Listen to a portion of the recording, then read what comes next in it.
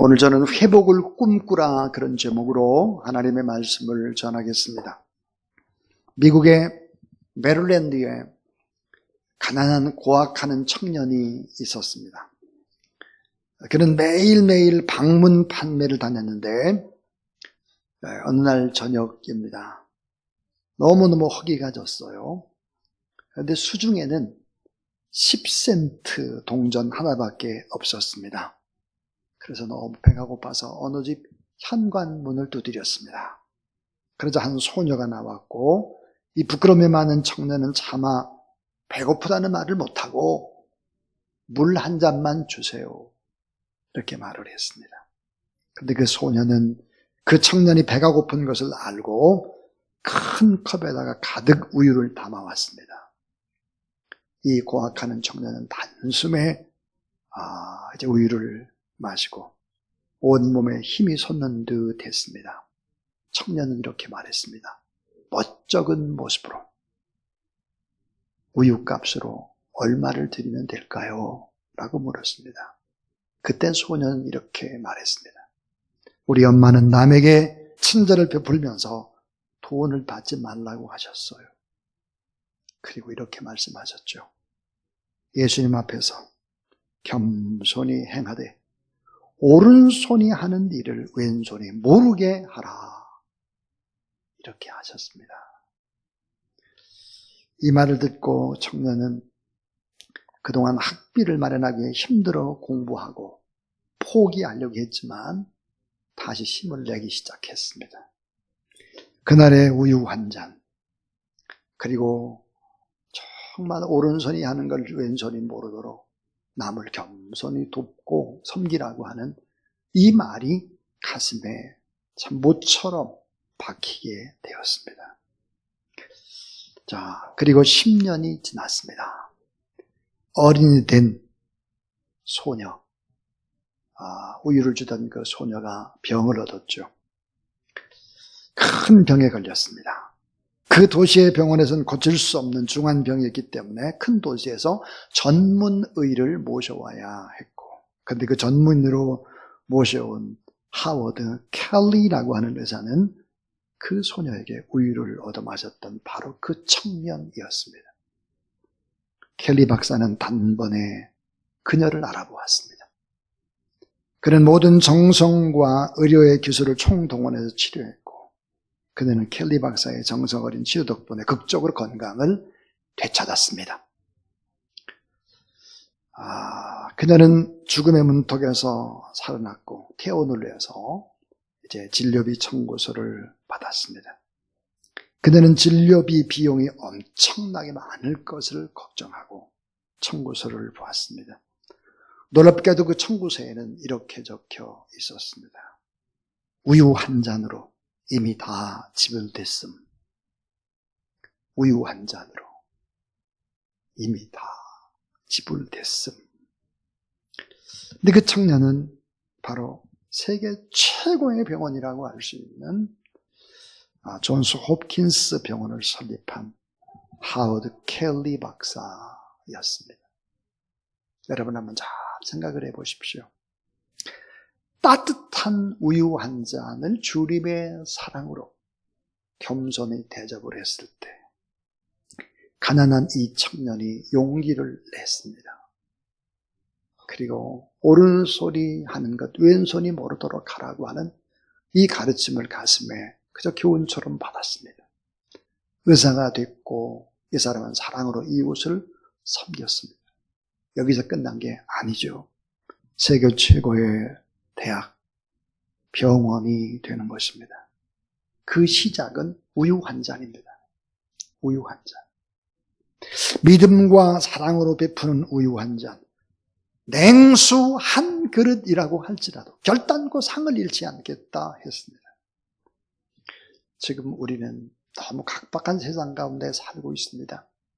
따뜻한 우유 한 잔, 따뜻한 말 한마디, 따뜻한 격려, 희망과 소망을 주는 그런 손짓, 눈짓, 이런 것들이 세상을 어떻게 바꿀지는 우리는 모릅니다. 사랑하는 성도 여러분, 이 어려움의 시기도 지나가게 될 것입니다. 근데 이 어려움의 때 우리는 지금 무엇을 하고 있습니까? 하는 거예요. 나 살기에 급급해서, 내 먹기에 급급해서, 나도 힘들고 나도 고통스러운데 라고 생각을 하면 안 된다 하는 것이죠. 자, 오늘 회복을 꿈꾸라라고 하는 그런 제목입니다. 회복. 스페인의 속담에 이런 속담이 있습니다. 미래는 주인이 없다. 단 꿈꾸며 기뻐하는 자의 것이다. 우리가 꿈을 회복하고 기쁨과 즐거움을 회복해야 되는 이유가 바로 이것이죠. 오늘 우리가 이런 성경에 보면 우리가 감사함으로 그 앞에 나가며 시를 지어 즐거이 그를 노래하자. 그리고 살아계신 그분 앞에 무릎을 꿇자 그렇습니다. 무릎을 꿇는다라고 하는 것이 뭘까요? 예배한다 그 말이에요. 하나님 앞에 이런 기쁨과 즐거움을 회복하는 예배. 성경에 보니까 잠언 11장 22절에 따라하세요. 마음의 즐거움은 양약이라도 심령의 근심은 그 다음 뭐라고 되어 있죠? 뼈를 마르게 한대요. 근심, 걱정을 하니까 뼈가 부서지는 거예요. 뼈가 마르는 거예요. 시편 16편 11절에 주께서 생명의 길로 내게 보이시니 주의 앞에는 기쁨이 충만하고 주의 우편은 영원한 즐거움이 있나이다 그랬습니다.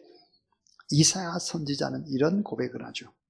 그러므로 너희가 기쁨으로 구원의 우물들에게서 물을 기르리로다 그랬습니다. 사랑하는 여러분, 주님이 계신 그곳, 주님을 예배하는 곳, 주님을 찬양하고 주님 앞에 기도하는 그곳에 뭐가 임할까? 하나님의 나라가 임하는데 하나님의 나라는 먹고 마시는 것이 아니라 의와 평강과 희락이라 그랬습니다. 우리가 성령 하나님을 사모하고 기도하게 되면 임하는 것이 뭘까? 사랑, 희락, 화평, 오래 참음, 자비, 양선, 충성, 온유인데 사랑, 희락, 화평, 기쁨이에요. 이게 다 이런 기쁨들이 회복이 되는 것이죠. 로마의 사형수, 지하 감옥에 갇혀 있는 사람 바울이 이런 고백을 합니다. 주 안에서 항상 기뻐하라. 내가 다시 말하노니 기뻐하라. 그랬어요. 오늘 이 시대는 너무나 기쁨과 즐거움을 앗아가는 시대에 살고 있습니다. 자, 우리가 왜 기쁘고 즐겁고 감사하고 이런 부분들을 회복해야 될까 하는 거예요. 그 이유는 무엇일까 하는 것입니다. 자, 4가지 얘기를 하려고 하는데요. 그 첫 번째입니다. 첫 번째는, 자, 따라하세요. 성도는 기쁨과 즐거움으로 생활하라. 자, 하나님을 믿는 하나님의 자녀는 기쁨과 즐거움으로 생활하라 명령이에요. 생활하라. 기쁨과 즐거움으로 생활하라. 왜 그럴까요? 우리는 하나님의 주권을 믿기 때문입니다. 하나님의 주권. 이 시대가 다 하나님의 손 안에 있죠. 오히려 지금 우리가 당하는 어려움과 고통과 슬픔과 이런 것들은 더 기쁨과 축복과 영광을 배가시키기 위한 하나님의 주권적인 섭리일 수 있다 하는 거예요. 그래서 우리가 예수 그리스도를 믿고 하나님의 주권을 믿는다면 환난을 당할 때도 기뻐하고 또 박해를 당할 때도 기뻐하고 병상에 있을 때도 기뻐하라. 왜 그럴까 하는 거예요. 왜 그럴까? 우리가 하나님의 자녀이기 때문입니다. 자, 어머니 아버지가 자녀를 다 사랑하지만 이 자녀가 병들었을 때 어떻습니까? 병들었을 때 어머니 아버지가 더 그 자녀를 사랑하는 것과 똑같은 이치입니다. 똑같은 이치. 그러므로 우리는 병석에 있을 때 주님께서 가까이 임재하신다는 이 사실을 기억하고 오히려 어려울 때 기뻐하고 어려울 때 감사하고 어려울 때 더 하나님을 찬양해야 그 사람이 진짜지. 진짜. 오늘 그러므로 이 시대에 정말 하나님의 자녀는 기뻐하고 즐거워한다. 그런 것입니다. 고난 중에도 즐거워하고 이게 잘 안 될 때는 의지적으로도 더 하나님 앞에 기뻐하고 감사하는 여러분 되길 바랍니다. 자, 두 번째입니다. 두 번째는 기쁨과 즐거움이 가장 좋은 약이기 때문입니다. 최고의 약이에요. 이 약은 예방약도 되고 치료약도 되는 거예요. 효능이 최고로 좋은 약, 양약이다. 즐거운 마음은 양약, 곧 좋은 약이라고 성경은 얘기하고 있습니다. 자, 양약도 있고 한약도 있고 뭐 주사약도 있고 약이 많잖아요. 그러나 제일 좋은 약이 뭘까? 기쁨과 즐거움이다 그랬어요. 자, 우리가 막 기뻐하고 즐거울 때 엔돌핀이 솟는다 그래요. 근데 이 엔돌핀보다 훨씬 더 높은 걸 다이돌핀이라고 한대요. 이 다이돌핀은 뭘까요? 사랑하는 거예요. 사랑하고 사랑하면서 섬기면서 기뻐하고 즐거워할 때 다이돌핀이 막 솟아나는 것이지. 하나님 앞에 내 마음에 기쁨이 있을 때는 오장육부가 잘 돌아가죠. 그러나 내 마음에 근심, 걱정, 염려가 있게 되면 어때요? 혈압이 막 올라가요. 당의 수치도 막 올라가요. 이게 신진대사가 원활하지를 않아요. 여러분, 그러므로 우리가 하나님 앞에 기쁘고 감사하고 즐거워할 때 결국은 근심이 떠나가게 되는 것입니다. 질병이 떠나가는 것입니다. 악한 어둠의 세력들이 물러가는 것입니다. 치유와 회복이 일어나는 것입니다. 그래서 우리가 하나님 앞에 이 기쁨과 이 즐거움이 최고의 약이다. 치료약이다. 예방약이다. 그랬습니다. 그러니까 특별히 병석에 있는 사람들 더 즐거움을 회복해야 되죠. 사업이 어려울 때 더 반대로 그렇게 기뻐하고 즐거워해야 되죠. 내 뜻대로 지금 잘 안 되고 있다고 할지라도 더 하나님 앞에 기뻐하고 감사하라. 최고의 약이기 때문이다. 그랬습니다. 자, 세 번째 이유입니다. 세 번째 이유는 따라하세요. 진정한 힘이기 때문에. 자, 진정한 힘이 뭘까요? 기쁨이에요. 마귀를 이기는 힘이 뭘까요? 이게 사실은 기쁨이라고요. 성경은 이렇게 말하죠. 하나님을 기뻐하는 것이 너의 힘이다 그랬어요. 우리가 하나님을 기뻐하는 것이 우리의 능력이고 우리의 힘이 된다 하는 거예요. 이 기독교는 사실은 기쁨의 종교입니다. 기쁨. 그러니까 이 복음이 증거되려면 그냥 증거되는 것이 아니에요. 복음은 언제나 기쁨과 함께 증거되는 것입니다. 기쁨과 함께. 기쁨이 없는데 어떻게 복음이 증거돼요? 절대로 증거되지 않아요. 우울하고 슬프고. 그런데 여러분 누가 예수 그리스도를 믿겠어요? 절대로 믿지 않아요. 자, 바울이 사도행전 16장에 빌립보 감옥에 갇히지요. 자, 너무너무 두들겨 맞았습니다. 손 발은 전부 다 쇠고랑이 다 차여있죠. 근데 한밤에 하나님을 찬양하는 것입니다. 살아계신 하나님을 찬양하는 것입니다. 그때 기적이 일어나는 것입니다. 옥문이 열리게 되는 것이고 결국은 그래서 나중에 보면 다 세례를 받게 되는 곳, 옥사장도 또 나중에 또 루디아의 집에서 결국은 유럽 최초의 교회인 빌립보 교회가 개척이 되는 것입니다. 기쁨이 뭘까요? 기쁨은 바로 희락의 복음인 거예요. 희락의 복음. 그래서 복음이 증거되는 곳에는 언제나 기쁨과 감사가 있을 때 복음이 증거되는 것이다 하는 거예요. 지난주에 제가 김정광 목사님 돌아가시고 나서 마음에 너무 아픔이 저에게 있었습니다. 주일날 오후에 이제 4시에 예배를 드리는데 그 예배의 제목이 뭐였냐면 천국 환송 감사 예배였습니다. 천국 환송 감사 예배. 참 생각해보면 슬픈 일이잖아요. 근데 기독교인들은 뭐냐면 죽음이 최고의 복이에요. 왜? 우리가 늘 그리워하던 안식의 나라, 하나님의 나라에 들어가기 때문이죠. 그래서 다른 사람들은 뭐라고 말하나요? 영결식이라고 그래요. 영원히 헤어지는 영결식인데 우리는 다르죠. 우리는 천국 입성 감사예배예요. 그러니까 진정한 힘이 뭘까요? 기쁨이라고 하는 기쁨.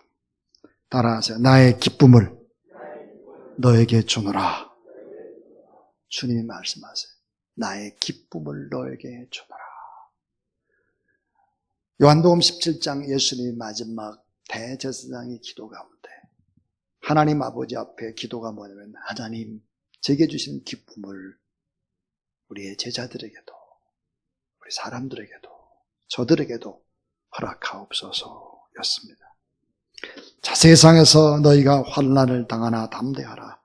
내가 세상을 이겼노라 하시니라. 자, 병도 이기고 예수 그리스도와 함께하고 우리 기뻐하게 되면 따라하세요. 이깁니다만 하세요. 병도, 환난도, 실패도, 고통도, 죽음도 이기는 거예요. 다 이긴다 그랬어요. 승리한다 그랬습니다. 자, 이제 마지막 네 번째 이야기예요. 그럼 우리가 하나님 앞에 기뻐하고 즐거워하고 감사하기 위해서 이게 회복되기 위해서 필요한 것이 있죠. 그 마지막 결론인데 그것은 뭘까 하는 거예요. 좋은 것을 먼저 보라 하는 것입니다. 좋은 것을 먼저 보라. 인생은 관점의 문제입니다. 인생은 무엇을 보느냐 하는 거예요. 자, 인생은 사건보다는 참 중요한 것이 뭘까요? 해석입니다. 해석. 예수님께서 베드로를 처음 보셨을 때 일입니다. 요한복음 1장 42절에 예수께서 보시고 이르실 때 내가 요한의 아들 시몬이니 장차 게바가 되리라 그랬어요.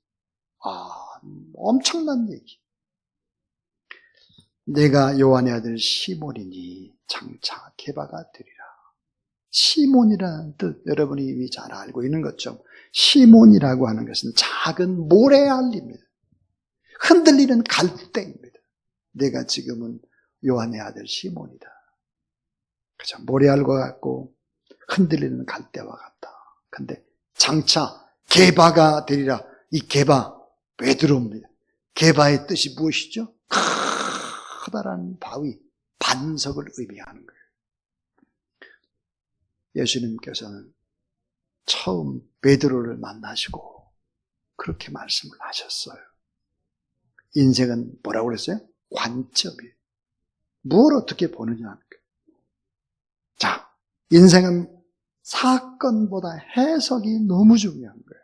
너무. 여러분이 무엇을 보느냐에 따라서 무엇을 마음에 간직하고 있느냐에 따라서 언어는 전혀 다르죠. 언어.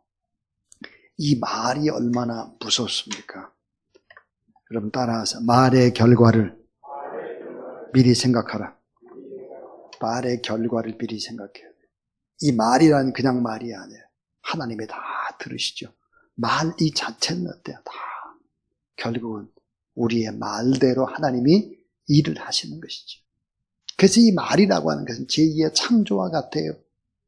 이사야 57장에 보면.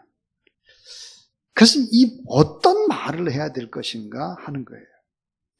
자, 우리는 언제나 밝은 면을 먼저 봐야 합니다. 밝은 면. 하루 해를 보더라도 하루에도 낮과 밤이 있는 것처럼 인간의 생활에도 참 좋은 광명한 면이 있는가 하면 흑암 같은 면이 틀림없이 있습니다. 저에게도 그렇고 여러분에게도 그래요. 무엇을 먼저 볼까 하는 거예요. 좋은 면, 밝은 면, 아름다운 면, 긍정적인 면을 극대화시켜 나가야 되겠죠. 예수님처럼 말이에요.